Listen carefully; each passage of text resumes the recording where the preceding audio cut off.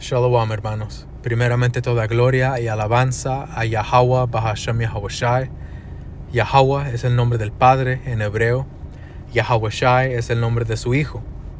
Y siempre nos dirigimos al Padre en el nombre y por medio de su Hijo, Yahawashi. En esta lección hablaremos de los pecadores, cual todos somos pecadores. Y debemos reconocer nuestra culpa, reconocer que hemos pecado. Y así empezamos honestamente acercándonos al Señor. Vamos a leer Jeremías 14 y 19, que como aquí dice es una oración por sanidad. Una oración que el profeta Jeremías hizo por el pueblo de Israel. Jeremías era un israelita y él se dirigía a Judá y a Jerusalén en esta oración. Judá, ¿quién representa? Judá es el reino sureño de las tribus de Israel. Acordémonos que en la historia los israelitas se dividieron en dos reinos. Claro, fueron dispersos por todo el mundo, puestos en esclavitud, oprimidos por todas partes. Pero antes de esa gran diáspora, esa gran dispersión, el pueblo de Israel y el pueblo de Judá, el pueblo de Jerusalén, ¿verdad? Y el pueblo de Judá, el reino sureño y el reino norteño de Israel, tenían una rivalidad. Tenían hostilidad entre ellos. Entonces el Señor castigó a Judá y los aventó por un lado. Castigó al reino norteño que se llamaba Jerusalén y los aventó por otro lado, ¿verdad? Y por eso ahora Jeremías dice en verso 19, Jeremías 14 y 19, Señor, ¿has rechazado por completo a Judá? ¿Verdaderamente odias a Jerusalén? Le está haciendo la pregunta a Dios, ¿verdad? ¿Has rechazado a tu pueblo? Porque en los días de Jeremías él vio opresión y esclavitud y conquista de parte de Babilonia contra el pueblo de Israel, contra Judá principalmente. Y aquí el hombre Jeremías está haciendo una pregunta sincera. Y esta es una pregunta que quizá tú te has hecho, ¿verdad? ¿Dios me has abandonado? ¿O nos has abandonado? ¿Verdad? O la pregunta que muchos se hacen es, si Dios existe, ¿dónde está? ¿Verdad? Porque no lo veo. ¿Dónde está? Porque en mi vida me va mal. Entonces, ¿dónde está Dios? Y estas son preguntas honestas. Y es bueno que leamos las Escrituras y veamos que los profetas del Señor eran hombres como tú y yo. Eran mortales como tú y yo.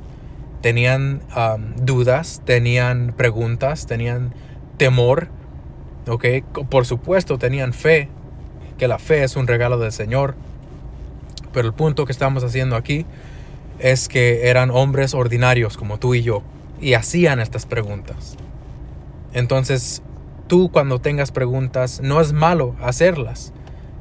Y así empiezas a investigar y a leer más y darte cuenta qué es lo que el Señor dice acerca de eso.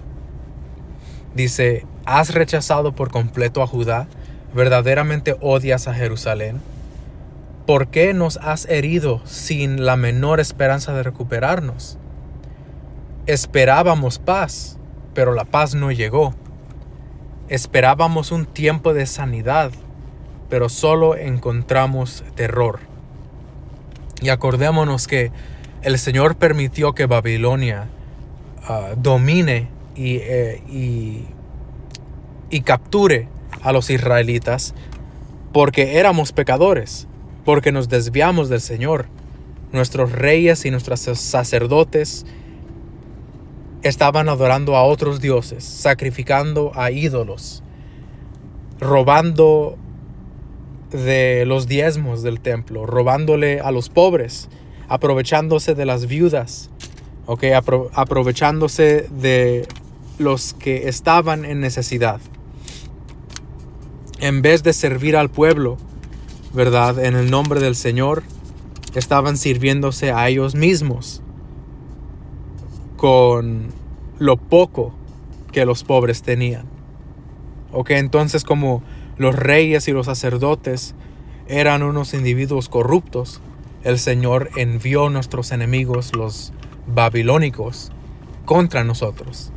Similarmente a como el Señor envió a los españoles, ¿verdad?, como una espada divina en contra de la gente indígena de las Américas, en contra de los aztecas, en contra de los mayas, en contra de los incas, en contra de los nativos americanos y los latinos, ¿verdad? La historia se repite. Y esa es otra pregunta que la gente se haría, ¿verdad? Si eres un latino o si eres un negro en América, ¿por qué Dios permitió que los estadounidenses nos pongan en cadenas? ¿Por qué el Señor permitió la esclavitud negra? ¿Por qué el Señor permitió la esclavitud que los españoles enforzaron sobre la población indígena? ¿Por qué Dios permitió estas cosas? Y si hacemos nuestro estudio y somos honestos en nuestra investigación, nos daremos cuenta que no éramos una gente libre de pecado. Éramos pecadores, como a este mismo día lo somos, y nos rebelamos contra el Señor. Nuestra gente estaba sacrificándose en pirámides. Nuestra gente estaba quemando a sus hijos, a dioses paganos, ¿ok? Estaban asesinándose uno al otro, robándose la mujer de otro hombre, cometiendo adulterio, ¿verdad? Esclavizando a su propia gente, porque antes de que los españoles, ¿verdad?, trajeran su esclavitud de hierro, nuestras propias tribus se secuestraban y se esclavizaban. Solamente miren lo que pasa en México con los carteles y las pandillas. Secuestro, explotación, esclavitud, robo, extorsión. Esto es lo que vemos en nuestras comunidades. No solamente entre los latinos, entre los negros también. El negro americano sufre de la misma condición, donde nos odiamos unos a otros, donde tu vecino es tu enemigo, ¿verdad? Donde cuando ves a alguien pasar por la calle, tú estás listo para pelear porque sabes que esta gente está dispuesta a robar de ti. ¿Ok? Estás viendo sobre tu hombro, no dejando que alguien se te acerque demasiado porque es peligroso en la calle. Estas son las circunstancias que nosotros hemos creado en nuestras propias comunidades. La violencia viene de nuestra propia gente. Claro, hay gobiernos que nos oprimen. Claro, hay injusticia, ¿verdad?, en las pólizas y en las leyes de los gobiernos de este mundo. Pero nuestra propia gente latina, nuestra propia gente morena, ¿verdad?, nosotros tenemos toda la culpa de toda la maldad que pasa en nuestras comunidades. ¿Cuál es nuestra excusa para los secuestros? ¿Ok? Y cómo después de que las familias desesperadas juntan el dinero para pagar a los secuestradores, luego les envían la cabeza de su ser querido. No tienen misericordia. ¿Ok? Y esto es a un nivel de barrio hasta la Casa Blanca. Desde las calles de Compton, ¿ok?, desde las calles de Los Ángeles, ¿ok?, desde las calles de Tlalnepantla, ¿ok?, hasta Washington, D.C., ¿ok? La corrupción es entre la familia y se extiende hasta los más altos lugares del gobierno. Entonces nosotros, ¿verdad?, como hijos de Dios, como los israelitas que hemos sido dispersos por todo el mundo, debemos reconocer por qué estamos en esta situación. ¿Por qué el mundo se está acercando a la Tercera Guerra Mundial? ¿Por qué hay violencia por todas las calles? ¿Por qué hay insurrección? ¿Por qué tanta protesta? ¿Ok? ¿Qué está pasando en el mundo y por qué? ¿Y qué debemos hacer nosotros? Jeremías nos apunta en la correcta dirección. Continuamos aquí en Jeremías 14 y 20. Señor, confesamos nuestra maldad y también la de nuestros antepasados. Eso es lo que debemos reconocer, que nosotros no somos perfectos, contrario a lo que muchos religiosos creen que son. Somos pecadores y nuestros antepasados, los famosos de nuestra historia, también eran pecadores. Y por eso el Señor permitió la esclavitud, ¿verdad? Esa es la explicación de por qué pasan cosas malas en nuestra vida. Por nuestro pecado, por nuestra maldad interna. Dice, todos hemos pecado contra ti. ¿Ok? Y esta es una frase, ¿verdad? Una escritura que es difícil para un hombre o mujer orgulloso de aceptar. Porque el orgullo del religioso moderno, ¿verdad? Ellos creen que con atender a la iglesia una vez a la semana, pagar su diezmo, hacer su confesión, cumplir con los rituales de tradición, ¿verdad? Que les enseñaron desde chiquitos, ¿verdad? O quizá tu mujer te llevó a una iglesia cristiana y ahora tú eres un cristiano. Sea lo que sea, ¿verdad? Hay muchos que están en el error de pensar, yo ya soy salvo, ya me salvé, no estoy preocupado por nada, yo soy santo, mi familia es perfecta. Tienen esta mala idea de lo que es servir al Señor, de lo que es ser una casa de fe. Y no sé, ser un hombre o una mujer de fe no significa que vas a ser perfecto. ¿Ok? Porque cuando tú crees que eres perfecto, te cierras a la crítica constructiva. Te cierras a los mensajes que el Señor te puede estar enviando por medio de otros. Y tú no quieres escuchar porque tú crees que eres mejor que esa persona. Y debemos ser humildes en este camino. Verso 21. Por el honor de tu fama, Señor, no nos abandones. ¿Y de qué fama está hablando aquí Jeremías? La gran fama del Dios de Israel, ¿verdad? El poderoso de Israel, como dicen en las iglesias. El Dios Yahweh. Él tiene a un pueblo especial, un pueblo elegido, un pueblo que es cercano a Él, un pueblo con quien tiene una íntima relación, en contraste a los pueblos paganos.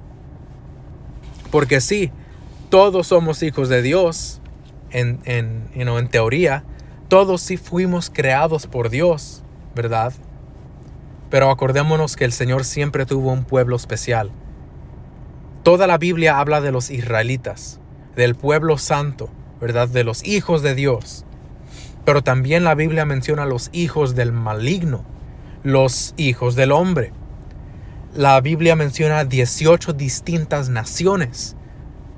Y leemos en la historia de cómo el Señor ha preferido a los israelitas, ¿verdad? Y ha estado cercano a ellos, y su presencia la ha derramado sobre ellos, pero no hizo lo mismo con todos los demás. Acuérdense que Él mató a los egipcios por el amor de su pueblo y liberó a Israel, ¿verdad? Entonces, enfocándonos aquí, de esa fama está hablando Jeremías. Señor, tú nos elegiste a nosotros como tu pueblo especial. Entonces, ¿por qué nos has abandonado? Restáuranos, regresa a nosotros, no nos abandones. Dice aquí, por favor, recuérdanos y no rompas tu pacto con nosotros. Y hablando de los israelitas, para que sepan, hermanos, nosotros, los negros, los latinos, los nativos indios de las Américas, ¿verdad? La gente indígena que fue conquistada, nosotros que somos descendientes de esclavitud, de conquista y de opresión, de colonización, nosotros somos los hijos de Dios. Nosotros somos esos israelitas que se perdieron en la diáspora. Y ahora estamos regresando a Él por medio de su palabra, por medio de su Hijo, por medio del mensaje de los profetas. Continuando, por el honor de tu fama, Señor, no nos abandones, no deshonres tu propio trono glorioso. Por favor, recuérdanos y no rompas tu pacto con nosotros, porque hay un pacto, hay una promesa. El Señor le prometió al rey David que él nunca abandonaría a su descendencia. Él prometió que él enviaría un Salvador, que es el Hijo, Yahawashi, ¿verdad? Que vino en forma humana hace 2000 años. El Señor tiene un pacto con su pueblo especial. Aunque ahora perdimos nuestra identidad, aunque ahora tenemos ojos de colores diferentes, hermanos y hermanas con ojos verdes, ojos azules, ojos negros, ojos café, pelo rubio, pelo negro, nos miramos distintos ahora. Hemos perdido las tradiciones antiguas de israelita. Y esa es la visión que Juan vio en Apocalipsis. Cuando él nombró a los 144,000, él dijo que esta gente venía de toda tribu, de toda gente, de toda nación, que se miraban distintos. Que no todos se miraban igual, que hablaban diferentes lenguajes, ¿verdad? Idiomas. Entonces nosotros estamos dispersos por todo el mundo, hermanos. Pero esta palabra es lo que nos va a reunir de nuevo al Señor. Verso 22. ¿Puede alguno de los inútiles dioses ajenos enviarnos lluvia? ¿O acaso cae del cielo por sí misma? No, tú eres el único, oh Señor nuestro Dios.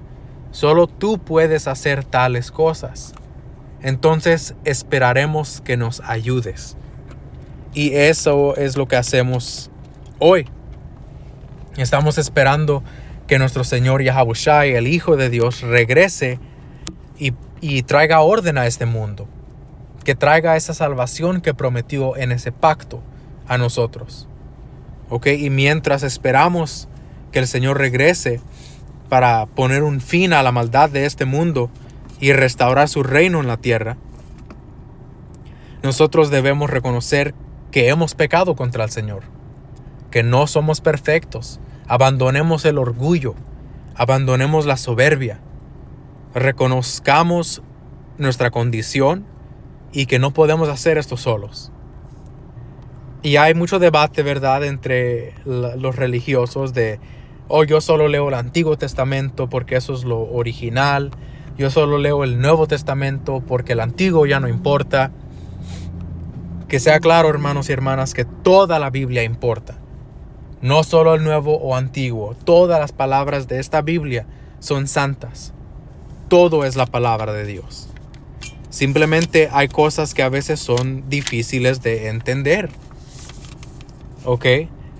Y hay ciertas cosas que nosotros, por nuestra perspectiva humano y nuestra perspectiva sentimental, nuestra perspectiva egoísta, no podemos entender al instante. Y a veces las palabras del Señor son ofensivas. Porque muchos dicen, pero Dios es un asesino. Él ordenó que los israelitas mataran a otras naciones. Sí, es verdad, eso está escrito. El rey David mató a muchas naciones paganas. Él derramó sangre en el nombre del Señor. Todo eso es correcto. Todo eso pasó. Pero hay una razón detrás de todo eso. Y el Señor no solamente juzgó a las naciones por medio de su pueblo Israel, pero Él juzgó a Israel también por medio de las naciones, viceversa. Entonces el Señor implementa su justicia en formas que nosotros, como humanos y como pecadores, como mortales, como gente vanidosa, no siempre vamos a entender. Pero eso no cambia que esta es la palabra de Dios. Vamos ahora a Romanos 3 y 23, que menciona el mismo mensaje. El Antiguo y el Nuevo Testamento, ambos están de acuerdo. Romanos 3 y 23, pues todos hemos pecado. Nadie puede alcanzar la meta gloriosa establecida por Dios. Claro que el Señor nos dio una meta. Él nos dio leyes, nos dio instrucciones que deberíamos haber seguido, pero no lo hicimos y no lo hacemos. Es y siempre ha sido y siempre será imposible que un ser humano guarde toda la ley santa del Señor, todas las leyes escritas. Nomás un hombre lo hizo. Nomás un hombre cumplió con toda la ley perfectamente. Y ese hombre es Yahawashi, el Hijo de Dios que vino en forma humana, a quien el mundo conoce como Cristo.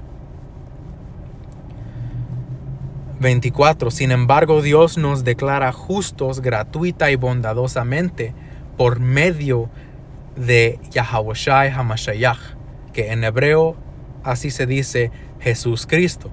Yahawashi HaMashiach. Y HaMashiach significa ungido. El ungido. Que eso es lo que Cristo debería significar. Ungido. Quien nos libró del castigo de nuestros pecados. Y aquí es un punto donde muchos tropiezan, ¿verdad? Porque hay ciertas falsas doctrinas populares entre la comunidad cristiana y católica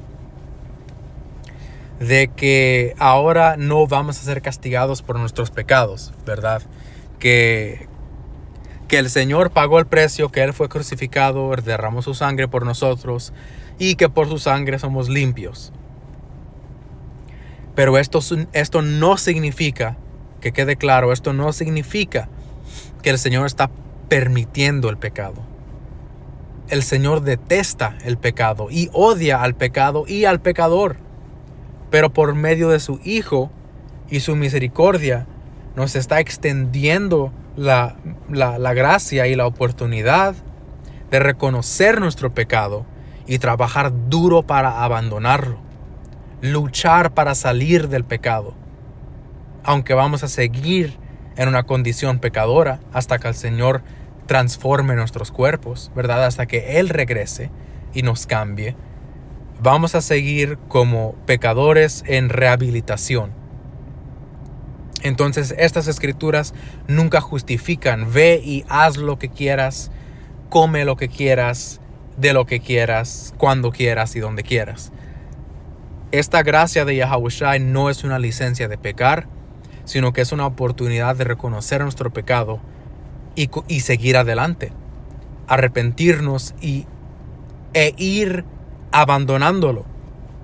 Ir quebrando esos malos hábitos. Ir quebrando esas malas tradiciones y esas cadenas que nos atan a la maldad. Pero eso empieza con reconocerlo. Porque eso es lo que nos destruye a muchos, que no queremos reconocer la maldad que tenemos por dentro. Y nuestro orgullo no nos permite aceptar cuando nos hemos equivocado y cuando hemos cometido un error. ¿Ok? Verso 25. Porque miraba, Salakia. 25. Pues Dios ofreció a Yahawashi como el sacrificio por el pecado. Las personas son declaradas justas a los ojos de Dios cuando creen que Yahawashi sacrificó su vida al derramar su sangre. Ese sacrificio muestra que Dios actuó con justicia cuando se contuvo y no castigó a los que pecaron en el pasado, porque miraba hacia el futuro y de ese modo los incluiría en lo que llevaría a cabo en el tiempo presente. Claro que sí, porque de nuevo los profetas del Señor no eran hombres perfectos. Él no los eligió para servirlo. Él no los eligió porque eran hombres perfectos. Eran hombres como tú y como yo. Sansón hasta se acostaba con prostitutas. ¿Ok? El gran patriarca Judá también. Los hermanos de las 12 tribus de Israel. Rubén se acostó con la mujer de su padre. Todos los hermanos vendieron a José en esclavitud. Nunca hemos sido hombres perfectos. Entonces, hermanos, El Señor no nos eligió porque éramos perfectos, y no permitas que Satanás te desanime y te diga: tú no puedes servir al Señor porque tú eres un pecador. O tú no puedes, o tú no eres digno ni de orarle, ni de acercarte a Él. Tú no puedes hacerlo porque tú eres un pecador. No permitan que Satanás les destruya la fe. Yahawashi sabe que somos pecadores. Y vamos a cerrar esta lección con una parábola de Yahawashi que habla del pecador. Continuando aquí, verso 26. Dios hizo todo eso para demostrar su justicia, porque Él mismo es justo e imparcial, y declara a los pecadores justos a sus ojos cuando ellos creen en Yahawashi. Entonces, creer en Yahawashi no es solamente decir yo creo con tu boca, con tus palabras, sino vivir siguiendo sus pasos. Y vivir siguiendo los pasos de Yahawashi es lo más difícil que el Señor nos ha encomendado. Es lo más difícil porque lo fácil es seguir en tu maldad. Lo fácil es mentir. Lo fácil es robar. Lo fácil es entregarte a tus deseos. Y los deseos de esta carne nunca son buenos. Eso es lo fácil. Por eso la Escritura dice que el camino estrecho, ¿verdad?, es el camino del Señor. Pero hay un camino amplio y grande, ¿verdad?, sin estorbos. Y ese es el camino que lleva a la destrucción. Es fácil hacer la maldad. Lo difícil es controlarte y disciplinarte. ¿Cómo se dice? Entregarte al Señor y humillarte ante el Señor y hacer mejores decisiones. Pero esto es posible por medio de Yahawashi. Conociendo al Hijo, conociendo su carácter, conociendo su palabra y su sabiduría, eso es lo que hace un sincero cambio dentro de tu corazón. Verso 27. ¿Podemos entonces jactarnos o presumir de haber hecho algo para que Dios nos acepte? Claro que no. Porque nuestra libertad de culpa y cargo no se basa en la obediencia a la ley. Está basada en la fe. Entonces, como leemos en el título de esta lección, somos pecadores. Y la salvación, si el Señor la extiende a nosotros, esta salvación no viene porque la merecimos, o porque la merecemos, o porque hicimos algo para ganarla. Se basa en la fe que tenemos en su Hijo.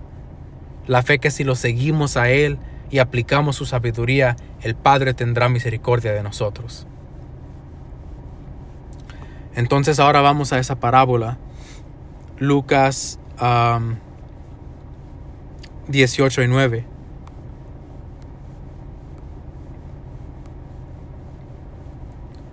Lucas 18 y 9, parábola del fariseo y el cobrador de impuestos. Luego Yahawashi contó la siguiente historia a algunos que tenían mucha confianza en su propia rectitud y despreciaban a los demás. 2 hombres fueron al templo a orar. Uno era fariseo y el otro era un despreciado cobrador de impuestos. Ahora tengan en mente, hermanos, un fariseo era un hombre que estaba diario en el templo, un hombre estudiado en la ley, ¿verdad? Se miraba la parte, conocía la ley, ¿verdad? Era respetado en el templo, era un maestro de la ley de Moisés, ¿verdad? Y el cobrador de impuestos, ¿verdad?, representaba a un hombre despreciado por los israelitas, ¿verdad? Un hombre que un fariseo odiaría porque él piensa, este hombre, él trabaja para César, él trabaja para Roma, él es un traidor a la nación. Mira, hasta le cobra impuestos a su propio pueblo. Y claro, habían cobradores malditos que agregaban su propio tax, agregaban su propio impuesto, ¿verdad?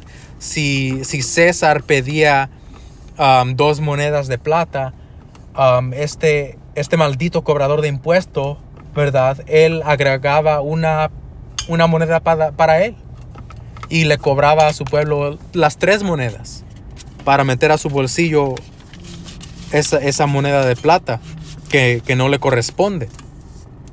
Entonces siempre han habido gente mala que se aprovecha de su propia gente. ¿Ok? Pero si nos estamos acercando a Yahweh Bahashem Yahawashi, no debemos juzgar a un hombre que ha pasado tiempo en la cárcel. No debemos juzgar a un hombre que ha cometido errores en su vida. No pienses, el Señor nunca perdonaría a ese asesino, o nunca perdonaría a ese ladrón, nunca perdonaría a ese hombre, a esa escoria, ¿verdad? No debemos pensar así. Y esta parábola nos explica por qué. De nuevo, verso 10. 2 hombres fueron al templo a orar. Uno era fariseo y el otro era un despreciado cobrador de impuestos. El fariseo, de pie, apartado de los demás, hizo la siguiente oración. ¿Y por qué estaba apartado de los demás este fariseo? Porque él no se quería juntar con la chusma. Él no se quería juntar con la escoria de la sociedad. Él no se quería juntar con gente que él consideraba basura. No seas como este fariseo. El fariseo, de pie apartado de los demás, hizo la siguiente oración. Te agradezco, Dios, que no soy un pecador como todos los demás, pues no engaño, no peco y no cometo adulterio. Para nada soy como ese cobrador de impuestos. Ayuno 2 veces a la semana y te doy el diezmo de mis ingresos. Esta es una oración muy orgullosa. Y si tu oración se ha escuchado así, este es un ejemplo que puedes usar para cambiar eso. Para no orar de una manera tan orgullosa, tan altanera. Verso 13. En cambio, el cobrador de impuestos se quedó a la distancia y ni siquiera se atrevía a levantar la mirada al cielo mientras oraba. ¿Y por qué estaba a la distancia este hombre? Porque es muy posible que él intentó acercarse a un fariseo un día, que él ha intentado acercarse a Dios. Quizá le preguntó a un hermano en el templo, hey, quiero saber más de esta escritura, o hey, soy un pecador, necesito ayuda, y lo despreciaron, lo humillaron o lo rechazaron completamente, lo ignoraron, ¿verdad? Lo menospreciaron, lo hicieron a un lado.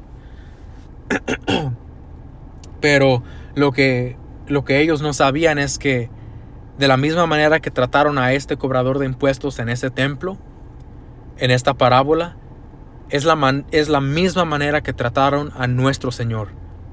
Nuestro Señor fue despreciado por la gente, fue humillado por la gente, tanto que le escupieron al Señor, le bofetearon el rostro, lo desnudaron, lo latiguearon, le pusieron una corona de espinas, lo condenaron a crucificación y prefirieron a un criminal, Barrabás. Ellos con la ayuda de Roma crucificaron al Señor y lo odiaban. Y el Señor estaba en el templo siempre, orando, enseñando, leyendo las escrituras. Pero lo despreciaron a él, igual que a este cobrador de impuestos lo despreciara un fariseo. La gente decía, ¿qué no este es el hijo del carpintero? ¿Qué no conocemos a su mamá María y a sus hermanas y a sus hermanos? ¿Cómo este Yahawashi va a ser el hijo de Dios? Si él es nuestro vecino, ¿verdad? Él no es nadie especial. Miren aquí lo que pasa.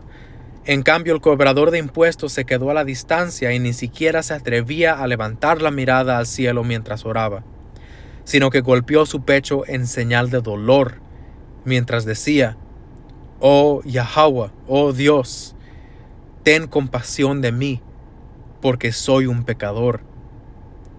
Y esa es la oración, hermanos y hermanas, que deberíamos aprender, que debemos aplicar, que quiero compartir con ustedes en este video por medio del Espíritu. Oh Dios, ten compasión de mí porque soy un pecador. No seamos orgullosos. Aceptemos los errores que hemos cometido. Enfrentemos a nuestros demonios. Hay que arrepentirnos y dejar eso atrás. No dejes que la culpa te arrastre y te estanque. Confiesa tu culpa y confiesa tu maldad a Yahweh Bahashem Yahawashi. Y miren aquí lo que el Señor hizo por el cobrador de impuestos, por el pecador. 14. Les digo que fue este pecador y no el fariseo quien regresó a su casa justificado delante de Dios. Pues los que se exaltan a sí mismos serán humillados, y los que se humillan serán exaltados. Con eso concluimos la lección, hermanos y hermanas. Espero que Yahweh Bahashem Yahawashi y el Espíritu Santo les haya dado claridad con esta lección. Quiero dar mi respeto y honor a los apóstoles de la Gran Piedra de Molino que me enseñaron los fundamentos de esta palabra. Toda gloria y alabanza a Yahweh Bahashem Yahawashi, que el Señor los cuide siempre y nos perdone porque somos pecadores. Hasta la próxima. Shalom.